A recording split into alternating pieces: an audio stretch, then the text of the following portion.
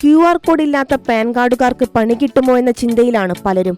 അതെ, QR code വെച്ച് നവീകരണം നടത്തിയ പുത്തൻ പാൻ കാർഡ് നിലവിൽ വരുന്നതോടെ പഴയ കാർഡ് അസാധുവാകുമോ എന്നത് പലർക്കും ഇപ്പോഴുള്ള സംശയമാണ്. എങ്കിൽ നിങ്ങൾ ടെൻഷൻ ആവണ്ട. നിലവിൽ പഴയ പാൻ കാർഡ് ഉള്ളവർക്ക് 2.0 ലഭിക്കാനായി പുതുതായി അപേക്ഷിക്കേണ്ട ആവശ്യമില്ല. നിലവിലെ പാൻ സംവിധാനത്തിന്റെ വിപുലീകരിച്ച പതിപ്പാണ് പാൻ 2.0. സാങ്കേതിക വിദ്യ ഉപയോഗിച്ച് രജിസ്ട്രേഷൻ സുഗമമാക്കുകയും നികുതിദായകർക്ക് കൂടുതൽ എളുപ്പത്തിൽ സമീപിക്കാവുന്ന തരത്തിൽ പാൻ സംവിധാനത്തെ മാറ്റുകയുമാണ് ലക്ഷ്യം. നികുതിദായകരുടെ രജിസ്ട്രേഷൻ സേവനങ്ങളുടെ ബിസിനസ് പ്രക്രിയകൾ പുനഃക്രമീകരിക്കുന്നതിനുള്ള ആദായ നികുതി വകുപ്പിന്റെ ഗവേണൻസ് പ്രൊജക്റ്റാണിത്.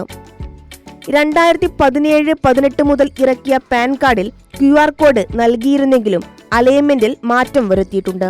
QR കോഡിൽ ഉപയോക്താവിന്റെ ഫോട്ടോ, ഒപ്പ്, പേര്, പിതാവിന്റെ പേര്, അമ്മയുടെ പേര്, ജനനത്തീയതി എന്നിവ ഉൾപ്പെടെ നൽകിയിട്ടുണ്ടാകും. പഴയ പാൻ കാർഡ് ഉപയോഗിക്കുന്നവർക്ക് QR കോഡുള്ള പുതിയ കാർഡിന് അപേക്ഷിക്കാനും അവസരമുണ്ടാകും. അതായത് നിലവിൽ പഴയ പാൻ കാർഡ് ഉള്ളവർക്ക് ഇടപാടുകൾ തടസ്സമില്ലെന്ന് സാരം. പാൻ പൊതുവായ ഒരു തിരിച്ചൽ രേഖയാകുന്നതിലൂടെ പദ്ധതി കേന്ദ്ര സർക്കാരിന്റെ ഡിജിറ്റൽ ഇന്ത്യ കാഴ്ചപ്പാടിന്റെ ഭാഗമാകുന്നു.